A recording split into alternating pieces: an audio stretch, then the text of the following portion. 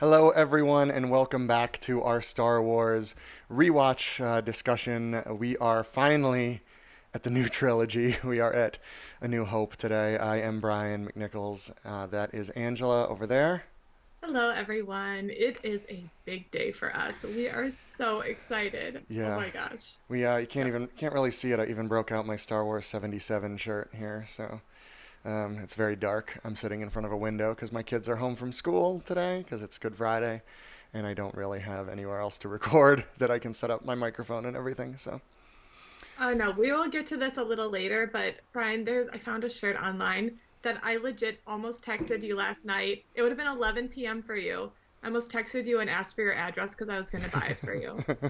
I should look it up and send it to you. uh, It's so good. All right, but we'll get to that. We'll get to it. Okay. So today we are talking about the original Star Wars, the one that started it all.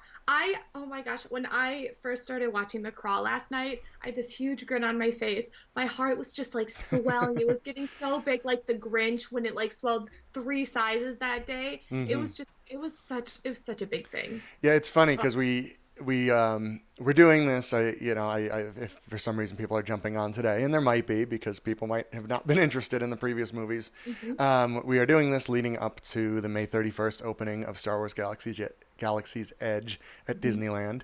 Um, so we decided to do it chronologically. Or I guess I mostly decided I wanted to do it chronologically because I had never really watched them in this way. Yes. And But the downside of that is that it took a real long time to get to this movie. Yes. And even watching like Solo and especially Rogue One, I was like, oh, these movies seem so much better than after watching the prequel movies, and which are definitely have fun parts, but overall are not necessarily great movies. Mhm. But then watching this, I was like, oh no, I love this one so much more. Oh, it's so good.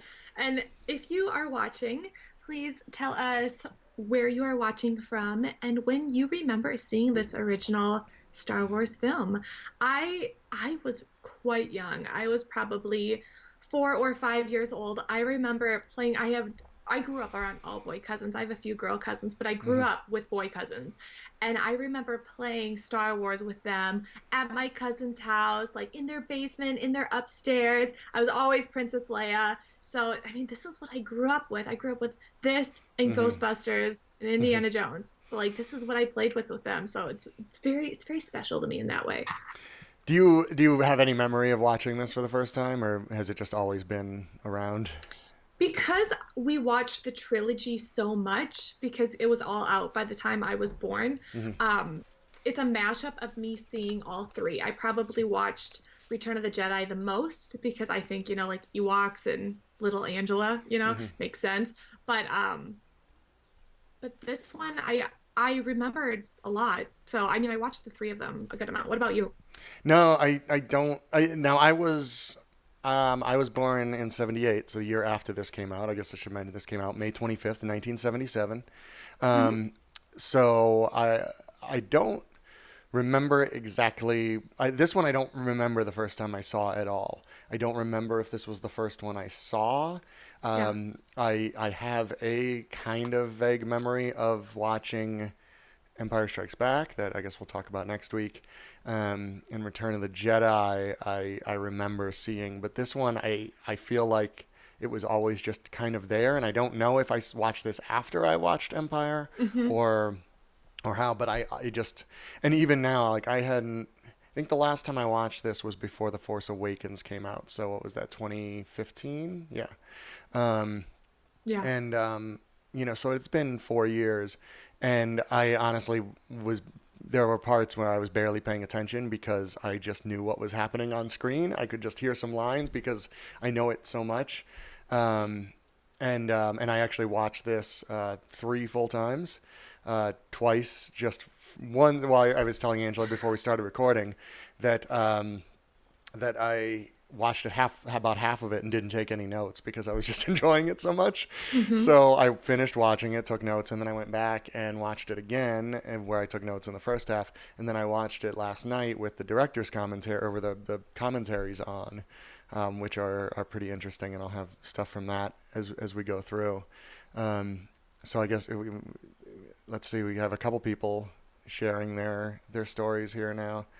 It looks like Chad only remembered it for the first time leading up to episode one coming out. Yeah, I did. I did get to see it in theaters in was it '97? I think they re-released it in theaters. Oh, Um, that's right. That would so have been so neat. that was fun because it was like a midnight showing, and it was just a lot of teenagers and 20 somethings that most of Mhm. which had never seen it in theaters, obviously, because or had seen it when they were very, very young. So a lot of it was the first experience for a lot of people in there. So it was very fun.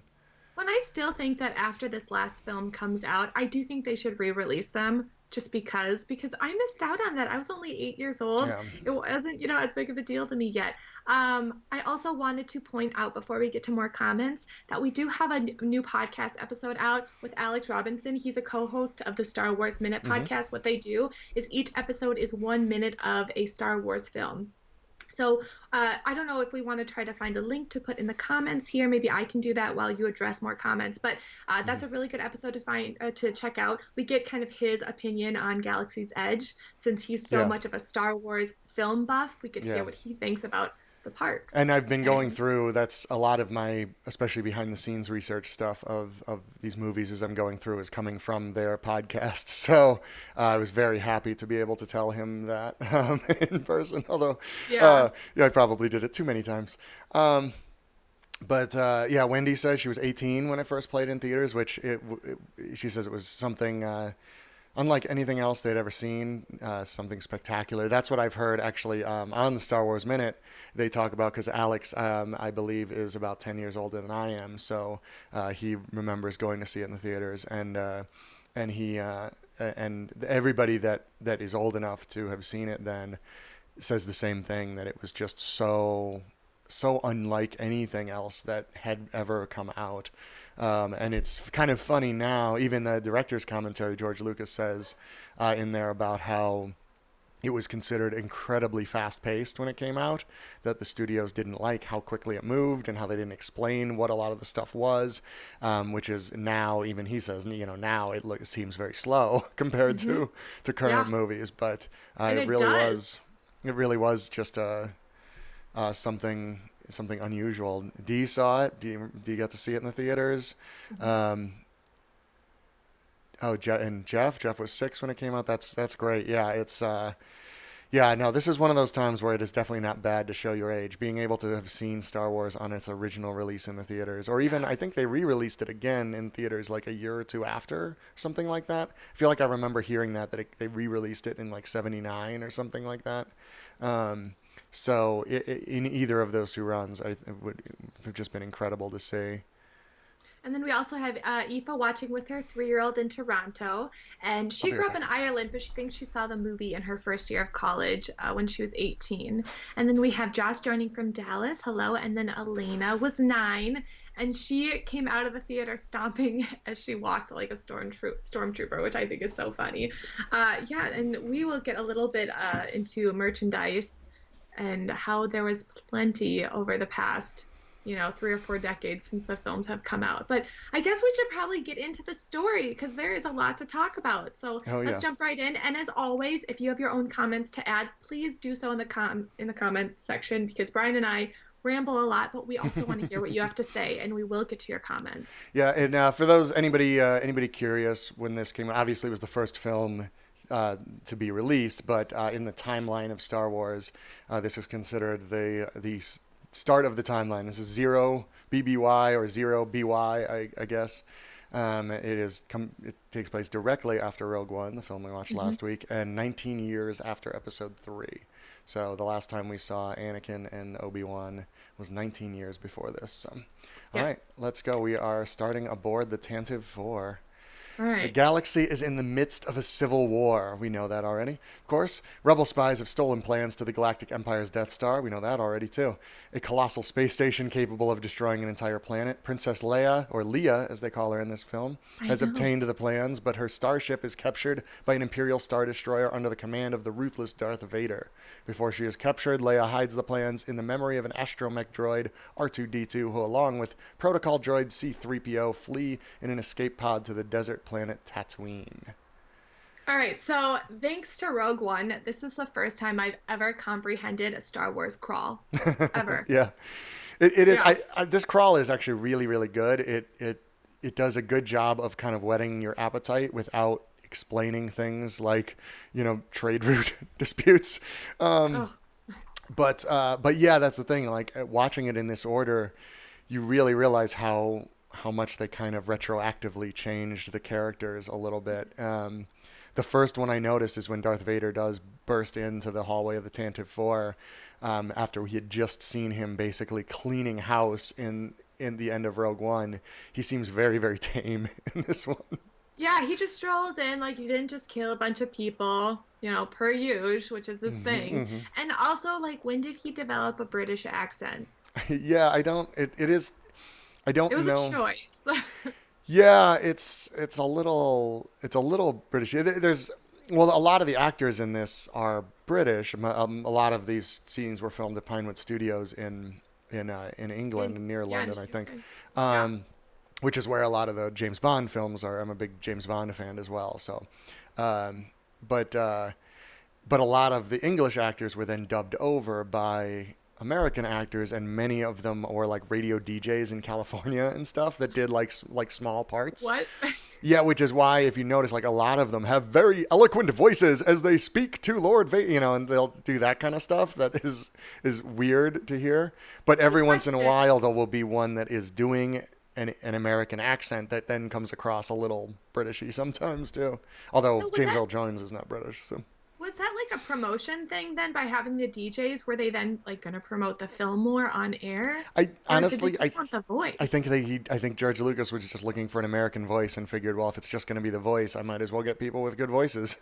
Yeah, I mean it makes sense. But yeah, Vader, James Earl Jones, had a little bit of a British air. Carrie Fisher, Carrie some Fisher words definitely were Britished up a British, little bit. Yeah. some words were not. And then I feel like that drops throughout the Hmm. films. Well, Um, when she's being very, and I don't know if it was a choice by Carrie Fisher, but like when she's being very formal, and yes. doing the more you tighten your grip, the more will slip through. Yes. You like then she gets a little bit of an accent, but when she's being casual, she doesn't. So I don't know if that's supposed to be her, like much like Padme's Queen voice. I Hmm. don't know if that's a choice that she did on purpose or if it just kind of came out that way. But Yeah. When she's like schooling Grand Moff Tarkin, she's pulling out the British voice. hmm The real Peter first Cushing, not CGI Peter Yeah, Cushing this yeah, time. no, not CGI one. And real what Peter Cushing, right? Yep. Yeah, Cushing. I always forget his last name. He looks like really old in this film. So I'm like, I mean, I don't know. I'm surprised that they kind of put him in Rogue One at all, like made him such a supporting character and not just He a was, let's see, little he was bit born like in your character. 1913, so he actually wasn't that old. He was what, 60, I think it's because he, 62? I think it's But because his face looks so gaunt. I think it's like yeah, the he's bone structure made him look old. I feel like people as they get older, like the more gaunt they get, it makes Sunken them look a in. little bit older. Yeah. I'm not So, judging, but well, I kind of am. yeah, he Not meaning died to. in 1994, so at 80, 81, so not bad. Pretty long life. Yeah. Anyway, yes, the first 15 minutes of this film, I was just sitting because I was telling Brian, everyone, this is what I do. It's like my weekly ritual now from watching these films. Um, every Thursday, I'm alone and I sit on the couch with a snack and I watch this film without anyone bugging me, every Star Wars film, and it's amazing. And I look forward to it. So I'm just sitting there for the first 15 minutes of watching Star Wars, the original, and I'm like, this is so great. I'm watching the original Star Wars. We've pushed through all the prequels and Yeah. all of the bad ones. Well, like episode one. And this is great. It's amazing. I was smiling the whole time. All right, moving It on. is. It's so much fun, and I can never tell with this one especially how much my nostalgia gets in the way, Yes. because I grew up so much with it. Because like my kids are not particularly interested in this movie, and I don't know if it's because it does start very slow, and there's Yeah. not a lot of action sequences in it. I was actually surprised watching it again how few action sequences there were. Um, and even though some of the ones that are really minor ones. So um, I know just one before we move on here. The when they don't when they decide not to shoot the escape pod because there's no life forms aboard, I just always find hilarious. It's such a stupid choice. That Yeah, I know. like And like Oh, go ahead. I no, I was gonna say like it could have been fixed so easily, like oh, there's no life forms aboard, and then having a commanding officer go like, well, I don't care, shoot it anyway, and then having to say, oh, it's out of range now, or Yeah, something like that, something that somebody would have said, pointed out how dumb it was to just not shoot it. but instead it's just like, hmm. Yeah, Also, you wrote a note to this, but um, when Vader's with Leia, I mean, does he not sense that yeah. Leia has some connection to him, that she has some force, Yeah, and what I midichlorians? had always understood about this, and because yeah, he probably should. I mean, he senses. He says later in this film that Luke, the Force is strong with him. We know it's Yeah. strong with Leia also. Um, but if I believe, and I don't have a source for this, but I feel like I remember hearing that initially she was not supposed to be his kid, that her and Luke were not going to be sisters when this film was written. I feel like that was put in later, and like maybe as late as like Return of the Jedi, but I couldn't find any like real source. I found stuff on the internet about that, but nothing that was actually like quoted. And I think George Lucas is a great one for rewriting his feelings on these movies, where he will kind of say, "Oh yeah, no, I meant that all along," but then you watch the film and it's like, "No, you clearly did not." Like, Yeah. there's no indications of. So I think maybe he just won't say it now. But that's kind of what I understood, that at this point in the movie, like she was not meant to be his sister. Yeah, and you can kind of tell that. There's another example of that later on, which I'll get to. I Well, when am she keeps super. kissing him, I mean, obviously the character She doesn't didn't know know. either Yeah. way, but it still is a weird choice if you had always planned on them being brother and sister. Yeah, it's very strange, and I know I'm extra rambly today, but I just loved this It's so film. exciting, yeah. It is so exciting. Also, comment wise, Ectoplasmic loves Friday. We Good. do too. This is Yeah. a great day for us. Wendy, I really like watching these movies in chronological order. The overarching story really makes more sense this way. Thank you for doing these vlogs. You're welcome. Uh, M. White says, hello, touring plans. I'm finally around for a live chat. Thank you both for all your vids. Love them all. Thank you for joining us. And I will say to Wendy's comment, like it does explain a lot more about what is happening. I don't know that I like that though. One of the things I love with the original Star Wars, I still have a hard time calling it Episode 4 or even A New Hope. If I'm pressed, I'll call it A New Hope, but I intend to call it Star Wars: The Motion Picture a lot. The Um, motion picture. yeah, but they one of the things I like about it is that it just jumps right into the middle of the world, and George Lucas talks about this on the commentary, that he didn't want to explain anything. He didn't want to explain how lightsabers worked, why there were droids. And we don't know anything about these planets other than that the part of Tatooine we're on is a desert. We know of Alderaan. We don't know anything about it. Um, and there's just like nobody seems to know what everything that's going on. We don't know who the Empire is. We don't Mhm. know who the rebellion is, why they're rebelling, and I actually really really like that. And yeah, M White there says he prefers to watch them in order of release, and I probably do too. And if I was telling someone to watch them for the first time, I would 100% tell them to do it in order of release. Well, Um, and Brian, that's something that you don't like about the prequels is that they kind of over-explain mm-hmm. everything.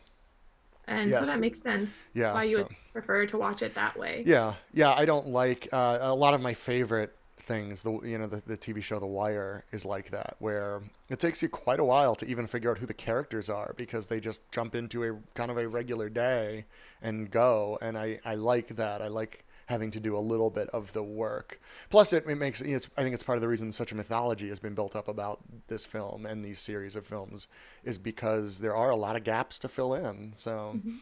All right, we should probably move on since we've talked for 20 minutes on the I first know, plot I point. know. It's so bad. And I want to point out that if you are enjoying these live chats with Brian and I, please give it a thumbs up and subscribe to our YouTube channel. It really helps us out. All right, moving on. The droids are captured by Jawa traders who sell them to moisture farmers Owen and Drew Lars, who have aged quite a bit in the 19 years since Mm-hmm. we last Oh, I saw have them. pictures, yeah. Yeah, and their nephew Luke Skywalker. While cleaning R2D2, Luke accidentally triggers a holographic recording of Leia in which she requests in which she requests help from Obi-Wan Kenobi. The next morning, Luke finds R2-D2 missing and encounters old Ben Kenobi, a hermit who reveals himself as Obi-Wan. He tells Luke of his days as one of the Jedi Knights, former peacekeepers of the Galactic Republic, who derived their power from an energy field called the Force, until being all but wiped out by the Empire. Contrary to what his uncle has told him, Luke learns that his father fought alongside Obi-Wan as a Jedi Knight until Darth Vader, a former pupil of Obi-Wan's, turned to the dark side of the Force and murdered him. Obi-Wan presents Luke with his father's old weapon, a lightsaber. Yeah, and that's and a lot of these plot summaries kind of take very long pieces of the film. But I felt like it worked out a little better this way than Yeah. constantly stopping. Yeah, that's another thing because in this movie, Obi-Wan is very adamant that Darth Vader killed Luke's father. And Yeah. that's another one of those things that I always kind of wondered is whether when George wrote this movie, whether he knew that Vader was Luke's father or if he decided that when he was writing the script for Empire. Mm-hmm. Because there's arguments either way because obviously Obi-Wan could do the from a certain point of view thing to him anyway and say, well, he basically killed him, or he could have just said, hey, you know what would be awesome if Well, so and it's hard to know because I watched this behind the scenes thing where George Lucas was saying that, with every character, they have to write a little bit of a paragraph about the character and a little bit about their backstory. yeah, So that's where he got the idea of doing prequels, is because he had this tiny yeah, backstory about Anakin Skywalker, and that's who Darth Vader was. hmm, So you wonder if he knew that about Darth Vader from the beginning, and if he had that in mind, and this was Obi-Wan just like trying to hide the truth from Luke, yeah. or if he wrote more of that backstory in Empire Yeah, and that's what I mean. and And I don't think late. he would ever admit it now either way. So, Yeah. but yeah, well, and I think like the Game of Thrones series on HBO right now, I think they're going to end up doing prequels for the exact same reason because there was so much backstory to everything in that world. So I mean, I get it. I just wish the prequels were done better. But yeah, now a lot of these, when they're on Tatooine, I don't know why I'm confusing with Dantooine, which was mentioned later. Dentally. But Yeah. when they're on Tatooine, it's basically shot in two different areas. The sandier parts and the Lars Homestead parts are famously shot in Tunisia, which was apparently just an awful, awful shoot. And then because it was such an awful shoot, and because the droids, specifically R2, moved so badly in the sand, they did reshoots in Death Valley, which is all the rockier parts that they Hmm. show. So, um, which I thought was I thought that. go ahead. No, no, go ahead. You finish up. I was going to say you had mentioned about the years being hard on our characters, so I have some pictures here. Yeah, let's see. This is a comparison of Owen and Beru from both where we saw them at the end of. I don't know if that's Attack of the Clones or Revenge of the Sith, actually, that top picture, but the bottom, the actors are much different ages. Yes. Owen went from a 30-year-old, he became a 60-year-old in those 19 years. Beru went Yeah. from 21 to 56. Yeah.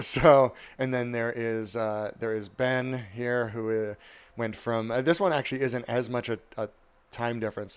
Ewan McGregor was 33 in Sith.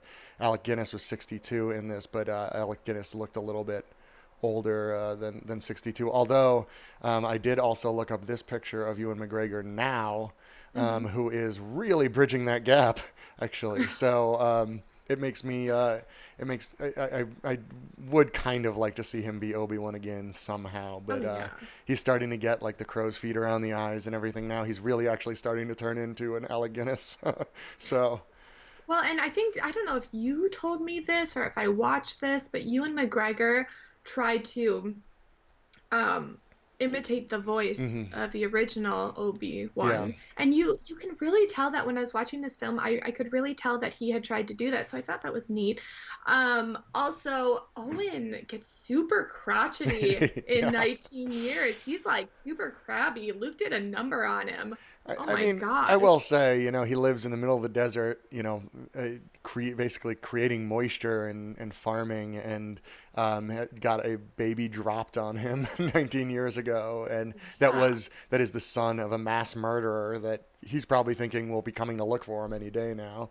So, Which, yep. but so I can see where you'd eventually get worn down out there. Oh Um, yeah. I What? Mark Hamill. I'm so surprised every time I look up that Mark Hamill is 25 in this movie because He's such a he looks baby. like he's 16. He looks so young. I mean, I can relate. People were thinking I was like 16 when I was 26, so I understand. The Jawas sound exactly like Ewoks, or also kind of Jacques and Gus from Cinderella. I don't know if Mm, any of you guys kind of heard that. My favorite I could droid see that. Yeah. that the Jawas were selling was the one that was clearly made out of like a high school garbage can. I tried to look for a picture and I could only find one that people had made on Pinterest. Was it So the I don't. is it the Gonk droid? I don't know. Go Yeah, it was the Gonk look droid. up a Yeah, yeah. I was gonna say look up a picture of the GNK droid yeah, and see if that's probably him. He just goes Gonk, which is yeah. so, and his name is he's a GNK. I don't know if a lot of this stuff from especially from this film were kind of named after the fact. There was apparently like a trading card game that named a lot of these like side characters and stuff, and so like a lot of these like imperial officers and things don't have names in this film, but then have names when you look them up now. It's very weird, and I think the Gonk droid might be like that. I feel like he was named after his Gonk sound that he made.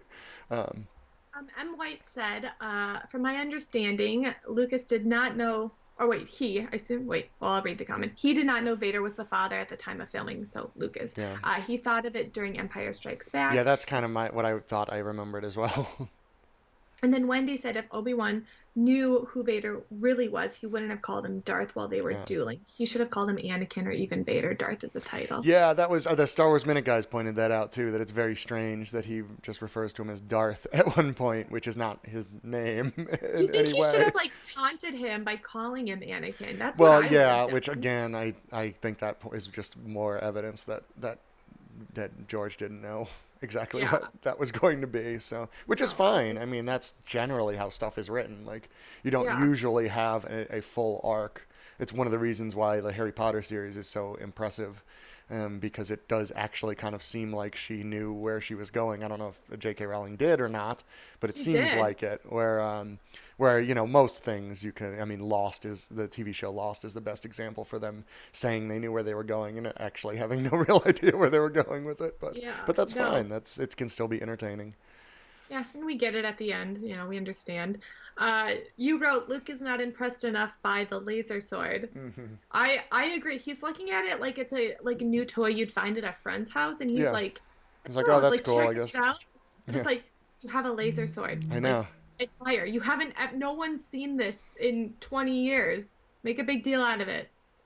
But no, no one's impressed. Yeah, it's very strange. He is very impressed by the hologram of Leia. Although, again, he lives in the middle of the desert. He probably doesn't see a lot of girls around his age. So, No, um, no. Uh, here's one of my favorite pictures. The bantha that the Sand People are riding is an elephant, a trained elephant in a costume. So there she is. That is I can't remember the elephant's name. I didn't write it down, but it is an elephant that was in a former like Africa park in California that I think is a Six Flags now.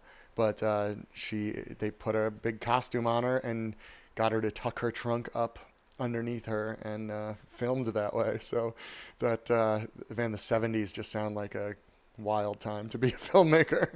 I mean, it was probably the trainer who got to be in costume, but imagine getting to The be the actor to the ride. Yeah, the trainer was one of the Sand People, so that they could keep him Yeah. close. In fact, that's probably in that picture. That I assume that's probably him standing right next to her in the Sand People Yeah. costume there. So, um, yeah, they Very- apparently gave her lots of treats, and but I guess yeah, George said that the trunk kind of kept falling out when they were doing stuff, and they had to keep stopping. And but he said like she was one of the few actors he didn't get annoyed at for that stuff because she was so sweet. But Oh, um, Yeah. I love elephants. Not something you can probably do today. Is just No. put a costume on an elephant. On an elephant. Yeah. No, I There's agree. it is funny, especially watching these out right after the prequels like this.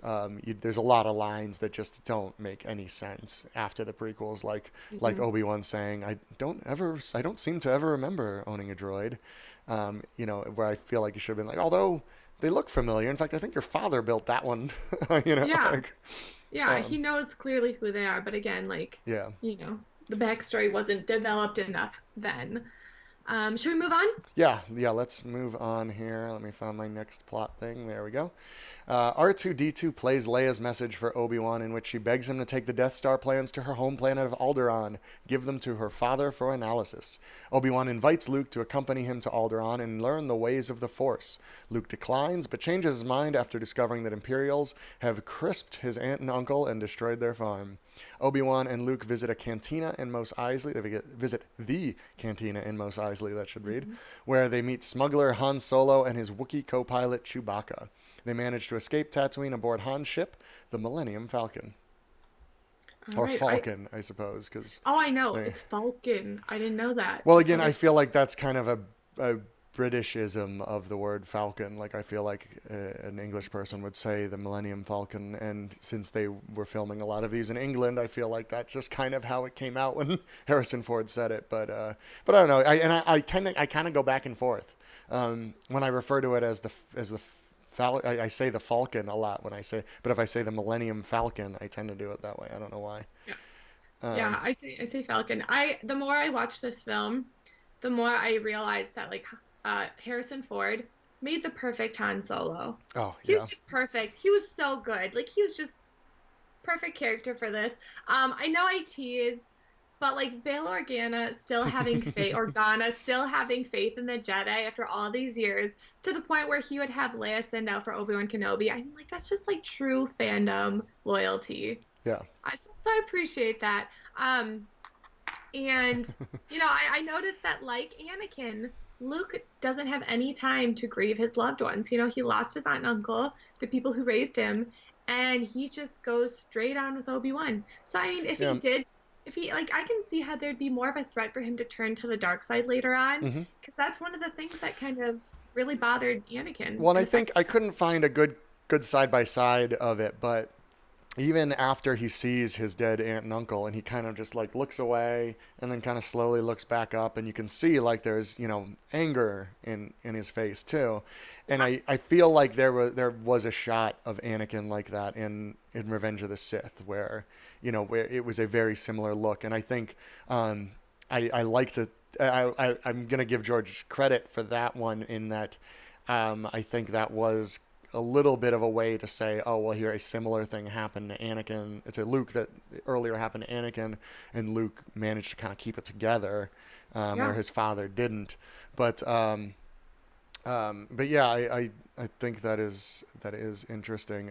For years, when they say in this that you fought with my father in the Clone Wars, I always thought the word was Cloan, because the word clone just didn't seem to make any sense in that situation. And You're like, honestly, I still why? don't think it really makes sense why they were called the Clone Wars. But I mean, they tried to make sense of it, but I'm not sure I that they mean, did. I guess that the soldiers were clone troopers, and that's about Well, it. yeah, But but I feel like that's something they decided 10 years after that. Like, oh well, why would we call them the Clone Wars? I guess there's got to be oh, clones. here we go. um, And I mean, you do see the similarities in the choices they made for, Hayden Christensen later on, as far as him being super whiny. Like hmm Luke's kind of a complainer in this, and he's kind of Yeah, whiny too, like to his uncle, yeah, later on to Han. So they did pull that together in the shared traits between them also being a good pilot, being good at fixing yeah. things, stuff like that. So, Um, yeah. So then we get to Mos Eisley, a wretched hive of scum and villainy. Um, which is there are so many lines from this movie that I forget how much I use them until I hear them in the movie, and then like some of them, a hive of scum and villainy I will use, and obviously I know where that comes from. But then there are some others that I'm like, ooh, I do that when I watch The Simpsons too. I'm like, oh, I did not realize that was just me quoting a Simpsons line. Um, oh, there's so many good lines in this there are. original Uh, film. They and a lot of them happen in the cantina. Actually, before we get there, I want to mention they. We I did what edition of this did you watch? Was it one of the special editions? Yes, it was the one where they were adding a lot of wacky So characters. probably the Blu-ray. Was it a Yeah, it Blu-ray? was the Yeah. Blu-ray. Yep. Well, because there's several special editions apparently for this. There was when they re-released it into theaters. I think there was, or maybe even before that. I do have, and I couldn't find them. I thought they were in my basement, but I still have the box set of VHS tapes from when they released. They released an enhanced version, but they were the theatrical cuts. And I've kept them all these years because they're I think they're the last version of the theatrical releases that are available. Now they added Wow. more special effects. They like the lightsabers are brighter, the blasters are brighter, all that stuff. But the actual like structure of the film isn't touched yet. Hmm. And I haven't watched them in a long time. I don't think I have a VCR anymore, but I thought I still had them. Um, but then when they put it in theaters, they added a couple things. That was the first time that Greedo shot first. Hmm. And then when they put it out on home video again, they changed some more things. And then the Blu-ray edition, they changed even more. So there's like I forget, there's something like 8 or 9 different versions of this film. Yeah. I also watched the Blu-ray version, and yeah, I I'm still surprised at how much more they managed to squeeze in. And this leading into Mos Eisley, there's just a ton of crazy crap all over the place, and it all Yeah. looks terrible. That was the first time I noticed it. And then they have the little animals, which it's like, fine. Yeah. Then they have that huge one that's just a little ridiculous, and it doesn't fit the No. cinematography. Like the way that um, they made the background so consistent in Mm-hmm. the first scene of the film, made it consistent with like Rogue One Yeah. when they're on like the Tantive 5, 4. uh, Mm-hmm. 4. That was so great across the board. But then they just kind of fit it in, and it's so like Phantom Menace, Yes. It looks CGI. It exactly just like the does, prequels. Yeah. it doesn't work. It just doesn't fit the cinematography, so I didn't like it. Yeah, No. and then even as they pull up to the stormtroopers, where the famous "these aren't the droids you're looking for," Hmm. there's a big thing that like walks in front of the camera at that point, and then there's a little droid hanging out over the stormtrooper's shoulder, and it all looks really, really weird. And apparently, one of the producers that was on the commentary said that that scene was basically a test to see how it would look when they did the prequels, and they apparently decided it looked good. So. Mm. All right, well, But let's whatever. get into the cantina. One of probably one of the most famous scenes from this movie. The band playing the very famous cantina song. They are Figrin Dan and the Modal Nodes. They are all Bith is their species. And I didn't write this in the notes because I didn't want to ruin it. But the style of music they are playing, this is not a joke, is called Jizz. Jizz. Now, not going to say anything I again can't. because we're I keeping can't. this G-rated. But Okay, I'm going to talk about the present I was going to get you. So there was this shirt I I really was hope going to it's not buy you. related to that. But It's not. I'm changing the subject. There was this shirt, and it was a Phil Grandan in the modal. I can't oh, ever pronounce it. yeah, Modal. figuring Dan It and the was a modal T-shirt, nodes. Yeah. but it was like in the spirit of like a Kiss, like like the band Kiss. But it Yeah, was all yeah. characters. There was Oh, a T-shirt, and I was funny. gonna get it for you. I was gonna send it, but I didn't have your address. Yeah. So someday you might be getting some mail. Maybe I do. I am a fan of Figrin Dan and the Modal Notes. I'm really hoping in Galaxy's Edge in the Oga's Cantina, which is not really related to the Mos Eisley Cantina, but sure does look a lot similar. Um, Rex, who was RX-24, I think Hmm. is now R3X. It looks like by the latest promos, but is the DJ, and I'm assuming that there will be at least one song that is basically a remix of the Cantina song. It's a home run. I assume they did that, but Oh, I'm looking at the shirt again. No, their faces weren't painted. Maybe it's a Metallica shirt. I don't know bands well enough. I'm gonna send it to you so you can see. all right. Anyway, what But else? yeah, Oh, we were talking about classic lines. Like there's so many in this section of the movie. There's the part where Luke says like I want to learn the Force and be a Jedi like my father, which he really doesn't want that. But and then he doesn't like you. I don't like you either is something that I'm going to annoy people with in Oga's Cantina, about Oh the making gosh, the yes. Kessel Run in 12 parsecs. Like, these aren't the droids you're looking for. Like, there's so many lines in this, like, 10-minute section that are just classics. Okay, thumbs up this video if you think Brian should make a video just spouting these lines at people when he's at At the Galaxy's people. Oh, Edge. yeah. He already Yeah, I went could do like that. this, so you know he wants to do that. Okay, Oh, so I I'm gonna do it either way. I just might not be on film when I do oh it, I but think you need to be on film doing it. um, I but forgot that Greedo was green, like this bright oh green. yes. So in the beginning of the cantina scene, I'm like, oh, that's the guy that was Anakin's friend in Phantom Menace. Oh my gosh. Like, wow, it's cool they like fit that in. And then I realized later, I'm like, oh, that's Greedo. Oh, he dies. Oh, bummer. Yeah, well, and it wasn't actually. Oh, what was that? I can't remember that his name. It's the same species as Greedo, but it's not Greedo. Greedo was actually in the Phantom Menace, and his scene got cut, where him and Anakin get into a fight, and Anakin says something crazy, like prophetic, like, "Oh, you'll meet your end doing something like this one day," or something like that. That was thankfully cut from the film, but you can see the deleted scene of that one. Um, but yeah, I forget that one. I forget the species name too that Greedo is, but Because you see like two more later on yeah, after Greedo yeah, dies. and they're all dressed exactly the same. So Yeah, they are. So you're like, did he come back to yeah, life? Is this like a misedit? But yes, okay, so you comment on the fact that the Jabba scene in the docking bay which doesn't is fit. where we see one of the Greedos. Yeah, Yeah, where you see one of the Greedos and it doesn't, and it ruins the no, reveal of the Falcon. And I completely agree. The interaction was fine to see, and I'd be okay if they had put it in the film. yeah. But it missed. I completely missed seeing the Falcon for the first time because of their interaction. Well, Um, and it kind of because right after that, when Luke and Ben go into Docking Bay 94, they walk in and say, what is that hunk of junk, and like it's very like, oh look, this is the Millennium Falcon. But if you've already seen it in the Jabba scene, then it's kind of like, oh well, yeah, we saw that already. Plus it just so looks terrible. And there's the one part where a Rhodian, thank you, M. White Greedo is a Rhodian. um, but um, but there's one part where Han steps on his tail, which was not supposed to be like that. Harrison Ford just walked too close to the person that was portraying Jabba the Hutt, so they had to do that. But if you watch, instead of, they made Jabba's face go like kind of bug-eyed. But if you watch Harrison Ford in that scene, it's a very awkward like step up and then back down, because they literally just move the film up and then back down to get it to look oh, like he was climbing over him. Um, yeah, and Lucas says that they took that scene out initially, one because they were going to do a claymation Jabba, and it was a lot of work, but also because it really portended to things that were happening in future films, and at that time he had no mhm, idea if he was going to make future films, so it didn't right. really make sense if it was a standalone, so that's why he cut it. But it should have stayed cut. Yeah.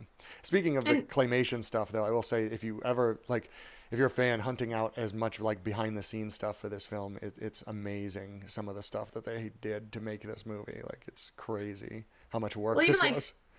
even Hollow Chest, which we'll get to. But let's go back. We didn't really finish the Han and Greedo scene. First of all, Oh yeah, well, the lightsaber makes people bleed in this film. yeah, I didn't It notice. cauterizes people in all the other I films. never noticed that until I saw that in the notes this morning. I was like, oh yeah, there is clearly blood on Dr. Evazan's like stump that it falls to the floor. Um, Yeah. so So in this that's one interesting. film, Yeah. yeah. Which I But guess then they, in the next honestly, film, because that's the only person that gets cut with a lightsaber in this movie, so they probably just didn't think about it until right. later, and then they were like, oh, you know what, actually, or maybe somebody pointed out and was like, well, Mr. Lucas, if so, yeah, but In yeah, that is Empire, interesting. yeah. Then Luke loses well his hand. Well, we all know that. Spoilers. And spoiler, and Yeah, then cauterized in all the other films yeah, too. So I mean, there you go. That's like the one film where you see blood from a lightsaber. yeah, And I was surprised that with all of the special edition remakes and yeah, edits and fixes, that's the one thing that they never fixed yeah. It when is. that would be so It does easy. feel like they probably should have fixed that one. One thing they did fix is that Greedo and Han. Well, actually, now in the Blu-ray editions, they shoot it simultaneously. Hmm. In the original special edition, Greedo shot first, and it was a very awkward because the shot went up and to the right, even though he Yeah. was clearly, and it Mm, still does, but it's not as tilted. noticeable because Yeah. because of the shot from Han as well. I absolutely hate this change. I cannot talk about it enough. I guess Why? I think part one it just doesn't make like why he shoots and misses from that range doesn't make any sense. But part of part of what we learn about Han there is one that he's cagey, he's smart, he's a survivor, but also that he's willing to play like not necessarily by breaking the rules, but like he blurs it a little bit where obviously Greedo is about to kill him. I mean, he says, "I've been waiting for this for a long time. I've been waiting for this for a long time." In his little mousy voice, but they so he's about to kill him, so it's not like he killed him in cold blood or anything. So I don't Right. think it makes him a bad guy to have shot him, but I think No. it's very because he's doing that whole where he's like playing with the wall and looking at his hand as he's unstrapping the gun, Yeah. to distract him. Like I think it just makes Han look very smart in this, and I think having now shooting this simultaneously isn't as bad. It doesn't take that away. Having Greedo shoot first initially, I thought did like that was now he's just doing it as a reaction to what Greedo's doing, which Well, but I mean, it makes me rethink the choice they made in Solo. As far as consistency's sake, if yeah. you're going to put that in the film with him shooting first in Solo, maybe Well, he should have shot. That wasn't Well, George doing true. Solo. So now, I mean, I am curious. I mean, since it, obviously very recently, um, Disney completed its purchase of 20th Century Fox, who is Yeah. the distributor of the Star Wars films. So now they own the creative rights and the distribution rights. I don't think there's anything legally stopping them now from putting out the theatrical releases. Um, I don't know if they would do it out of courtesy to George Lucas. If he said he didn't want to, I have a feeling that maybe they wouldn't. Um, but I don't know why they don't just put out like after Episode 9, like why they don't just put out a 9 disc Blu-ray with every possible version of every film and just charge like $500 for it. I mean, like, Well, for the people who want it. yeah, But I I, would buy that in a second, honestly. but I'm saying, as far as like consistency's sake, why they would have him shoot first then, and then, in these films, either have Greedo shoot first or have them shoot at the same time. Yeah. Because they made Solo afterwards. They could have done it either way. Yeah, I mean, yeah, I think it I wonder what the thought process was behind it, is my question. of why they I, changed it or why they did it in why Solo. they had what in Solo had Han shoot first. Well, I think it's just because I think that was kind of a nod to the fans that are like me that are annoyed of the change, honestly. But again, I think it makes. I mean, Woody Beckett. I almost forgot Woody Harrelson's character name already. I think he says like, "Oh, that was." Uh, that was smart. I was about to shoot you, like, which I think is exactly how it is with Greedo. Like, it just kind of shows, like, oh, he's reading the situation before it happens, which just kind of makes him look smart. So, all right, we should probably move on. I feel like we could spend all day in the cantina. Yeah, So, and like honestly, like I Googled it because I remembered reading that Han shot first, and I mean, people think he shot first in the 1977 version, he then did. Greedo in the 1997, No, he and did. now. That's exactly how it Okay. was. They didn't. All right. Greedo didn't shoot at all until the '97 version. All right. Let's move on. We could have a whole podcast episode about this. All Okay. right, go ahead. Moving on. The group discovers that Alderaan has been destroyed by the Death Star's super laser, a show of force commanded by Governor Tarkin. The Falcon is captured by the Death Star's tractor beam, which Obi-Wan manages to disable. Luke discovers that Leia is imprisoned on the Death Star and rescues her with the help of Han and Chewbacca. After Obi-Wan sacrifices himself in a lightsaber duel with Darth Vader to enable the heroes to flee, the Falcon escapes amid a fierce dogfight with Imperial TIE starfighters. Using a tracking beacon placed aboard the Imperials follow the rebels to a hidden base on Yavin 4 or Yavin 4. We say Yavin. Yavin, I think it is. Yavin. I think is what they Yavin. say. Yeah. Or I Yavin? Yavin? Yav, Maybe it's Yav, Yavin. Yavin. That sounds Yeah. right. Yavin 4. Okay, Which is a so small moon of Yavin, which is a gas giant, apparently. This is a relatively short paragraph, but a lot happens. And So we have a lot we to have discuss. a lot of notes in this one, and it's 10 to 12 already. So, Oh my gosh. Yeah, I know. Sorry, you guys. Okay. So, yes, we get to see a hollow chess. And I really, really hope that they actually have a hologram of having you watch hollow chess on Smuggler's Run while you're in the queue. I think that would be amazing and I so fun to watch. they I highly doubt they will when it opens. That supposedly it's something they're trying to work out, but I don't know if they ever actually will. I think because it probably wouldn't photograph well, so I think there's gonna be so many people just taking their pictures sitting at the Dejarik table that I don't think they're gonna want to mess with that. But speaking of it, that lounge in this scene, like that lounge looks grungy. It looks so dirty. um, but I'm trying to see what notes we can as I filter was out. gonna We say, have like 10 minutes. another great line. That's no moon is a great line, which I use way too often when people point out the moon, which when you have kids happens a lot. um, Yeah. So when when Luke goes to save Leia, I don't know if you guys, what is it? Oh, what was it called? Blue Moon. Blue This Horizon. it's the Family Guy parody. Yeah, I think it's Blue Is it Horizon or Blue Sky? Blue Blue Harvest. That's what it Harvest. was. That's what Yeah, it yeah. is. When Luke comes to save Leia, and she's like, "Aren't you a little short to be a stormtrooper?" I always think of the Family Guy parody scene Mm-hmm. where Chris is like, "Well, stay here and rot," and I'm not going Yeah, to say the rest. And yeah. I always laugh. But yes, that's what that made me That's think of in this another scene. great line. That one, and then I'm Luke Skywalker, and I'm here to rescue you, which I just messed up. It was also the first time we hear Luke's last name, Yeah. which is interesting. That we got this far into the movie and we didn't know the protagonist's last name. I guess if Luke is the protagonist, I guess he probably technically is, but um, And you also don't meet him until like almost 20 minutes into the film, too. yeah, Yeah. yeah, it is. I think it's minute like 19 or 20 where you actually meet Luke for the first time. Yeah. Yeah, it's basically, and George has said this. It's told from the point of view of the droids. Like it's basically they're the driving factors of everything in this film. So until basically the Battle of Yavin coming up. Yeah. Some parts are a little slow with the droids in them, like them being sold, but overall, I mean, it's fine. But they're I so think that great. You get the they are. R5D4 with the bad motivator and everything in there. Okay, Mhm. we can't go backwards. I know. So The one thing that cracks me up every time I see it is in when they first are in the detention area and Chewie breaks loose and there's all the shooting.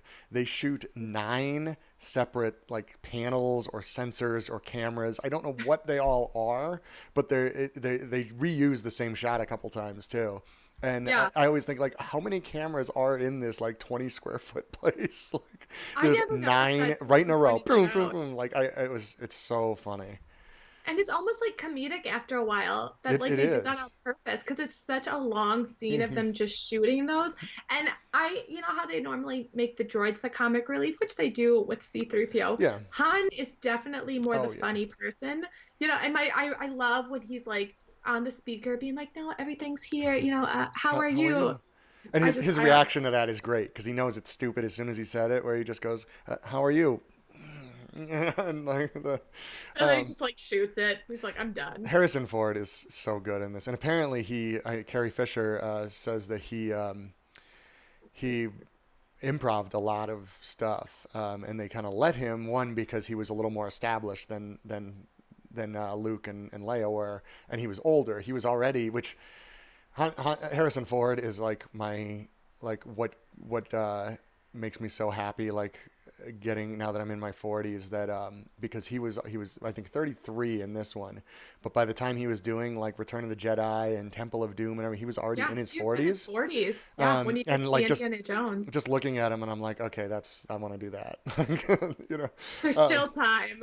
but yeah, and I guess a lot of I don't know specifically what he improved, but apparently a lot of his comedy lines were, and I guess Carrie Fisher wanted to do that, but every time she did, she also went comical, and Leia was not really a comedy character, Yeah. so George kept yelling at her for it. So, Well, and him storming the stormtroopers, I thought was yeah, funny. that's great. I don't know. I think he's my favorite character in He's this film. I've always liked Luke, but Han has always been the one I've most wanted to be. Yeah. He's always kind of been my anchor for like my just generally my attitude and everything. I think is a lot of Han Solo, unintentionally probably, So but laid back. um, Uh, can we let's go to see. comments quick? I Yes, want to please. just gotten a few of them. Yeah, and I'll try to figure out what we need to mention before we move Yeah, on you, here. you condense, I'll just comments. M. White says, I think of it as similar as Old West gunfighters. The fastest do not win. The steadiest gunfighters are the most successful in actual gunfights.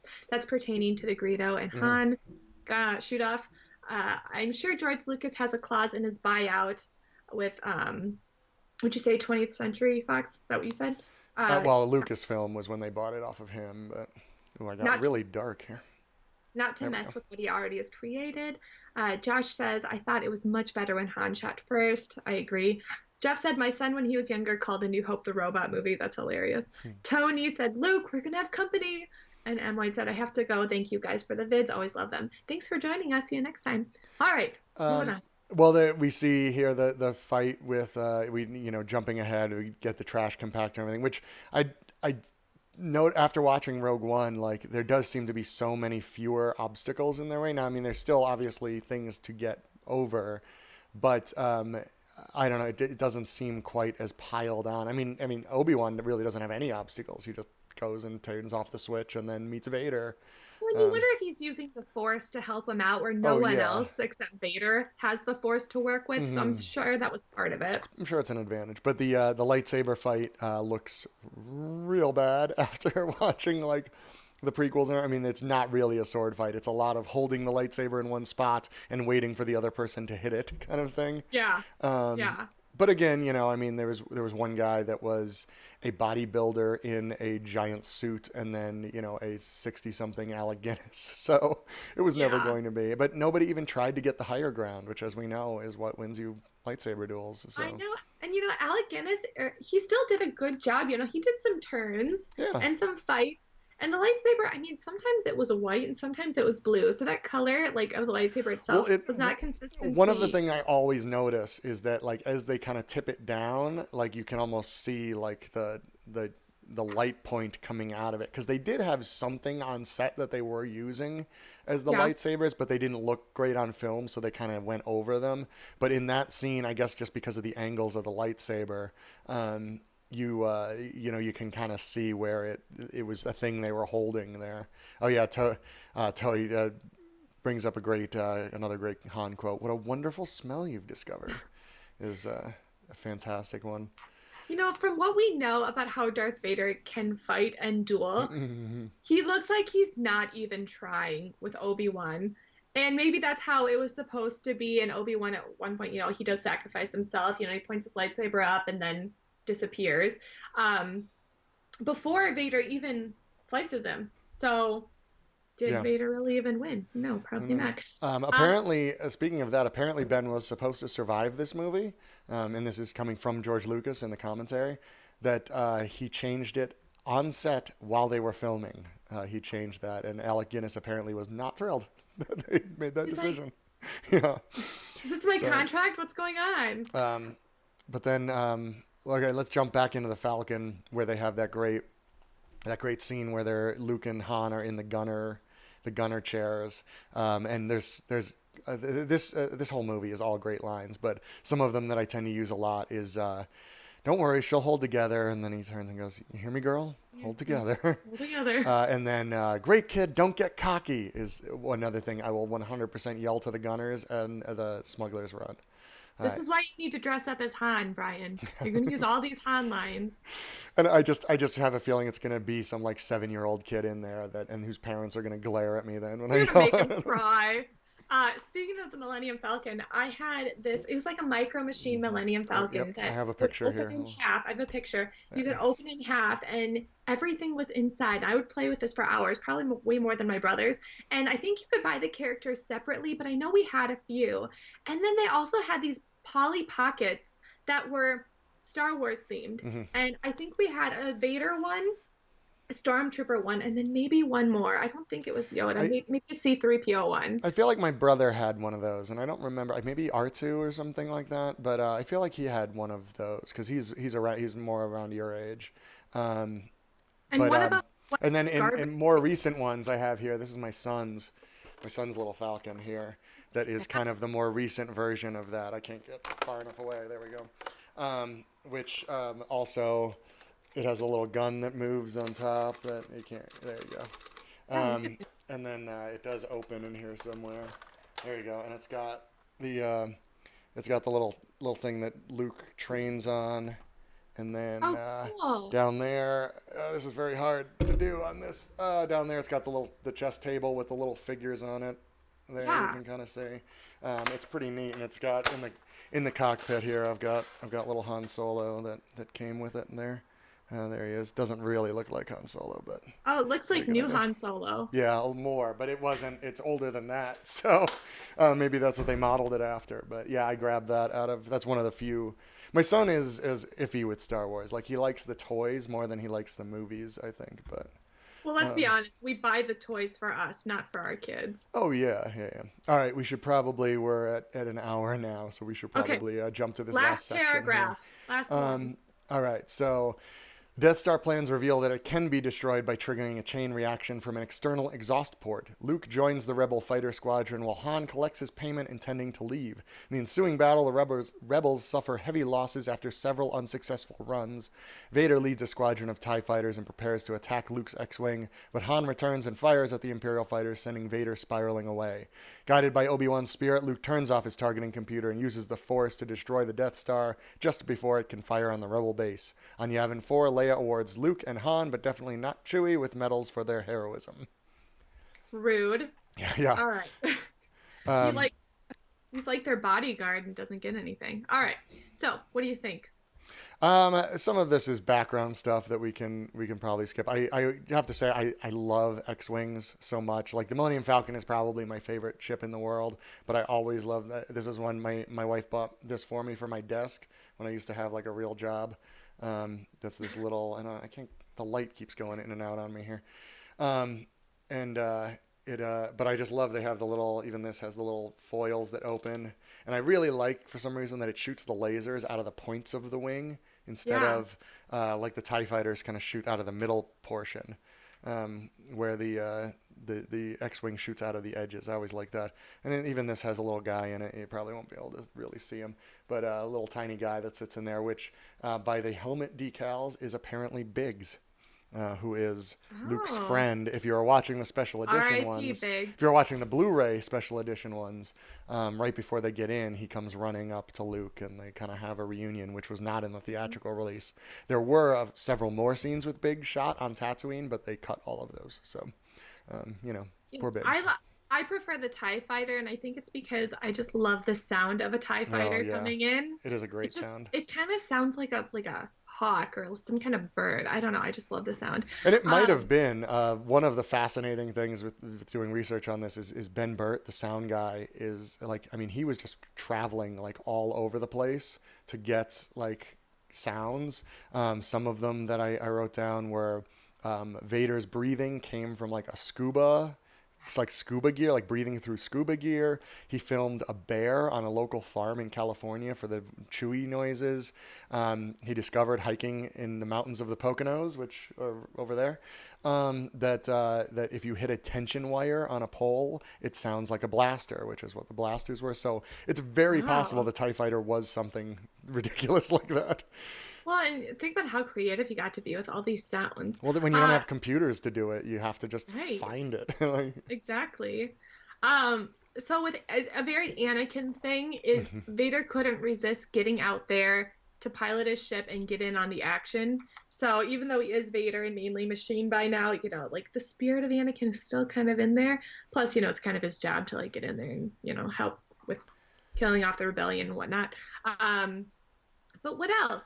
Uh, Porkins, we got to give Porkins. Well, actually, what I really want to mention about Porkins is that he is also one of the bureaucrats in India in Raiders of the Lost Ark that says that top men are looking into it. Which I don't think I ever realized that was poor Porkins. He was also, if you watch Batman 1989, he was the one of the bad cops, Eckhart, actually. So I need to look He him has a up. very long career. That actor, of course, he will also always be Porkins in our hearts. Well, yeah. Um, and And then then yeah, we get to the end, I guess, basically, right? yeah, which is very normal after all of this. It's just a normal medal ceremony. I mean, we kind of see that Yeah, in episode one with the, big electric beach ball being, passed on by Padme Amidala. But other than that, yeah, very normal, except for Chewie, who gets shafted. yeah, yeah. And then like roars at the end, and everybody applauds, which I always think is him going, "What about me? Come on!" And Like, they're all like, good for you, yeah, Chewie. And he's like, no, I got gypped, that people. is not what I just said. Um, but yeah, I hate to skip over the whole trench run and everything like that, but we really went long. But it's okay. It's not a lot of real note happens. It's just such a good scene. It's still like it makes me a little tense watching the trench run, even though I obviously know what's gonna happen. But um, it's good. It's But, such a good movie. but you, I will see. I guess when we watch Empire next week. But I think this might be my favorite in the whole series. We'll rank them at the end. But well, you point out that the reason this works so well is because you don't know what's going to happen. mhm. And that's exactly true. With the prequels, you already know Anakin's going to turn into Darth Vader. You have to get rid of her somehow. Like, you just know what's going to happen. But here, watching this for the first time, you have no idea who Luke, Han, Leia are. You Yeah. don't know if Luke's going to make it. Vader's right behind him. Han's gone. So you're like, well, who's going to save him? And then Han swoops in, and it's very exciting. So, yeah, it's just a great film. Yeah, I'm so excited. I love it. And another reason I think it works well is because you have a lot of ways in. So Hmm. like, you know, as a way of explaining the story to the viewers, you kind of need somebody in the film that is having it explained to them, or else it's just it's it's called exposition, and it's otherwise it's just somebody sitting there going, okay, so this is what's happening and telling us for no real reason. The prequels have a lot of that where they're just explaining things, like flying up to Coruscant and they're going, oh, the planet is one big city, and just stuff that these people already know, but they have to say Hmm. it because of us. Yeah, Where in this, it's not like that because Luke has like no idea what's going on.